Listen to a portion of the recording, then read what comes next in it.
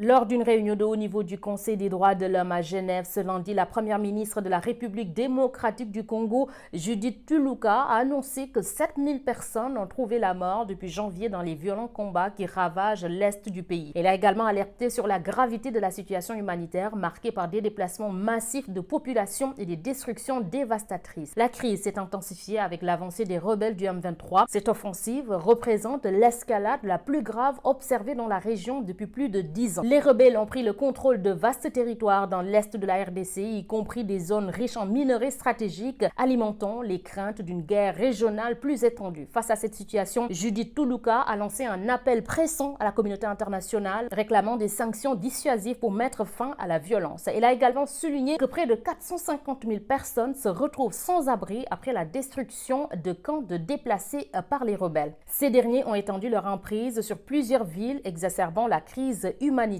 Le Rwanda, accusé par la RDC, les Nations Unies et plusieurs puissances occidentales de soutenir le M23 en lui fournissant armes et troupes, rejette fermement ces allégations. Ces différentes diplomatiques compliquent encore les efforts pour résoudre le conflit. Dans son discours d'ouverture de la 58e session du Conseil des droits de l'homme à Genève, le secrétaire général de l'ONU, Antonio Guterres, a dénoncé une situation mondiale où les droits de l'homme sont étouffés. Il a particulièrement évoqué les violations graves et répétées des droits de l'homme en RDC, appelant à une réponse internationale urgente pour protéger les civils et rétablir la paix. La situation en RDC reste préoccupante, mêlant conflits armés, crise humanitaire et enjeux géopolitiques.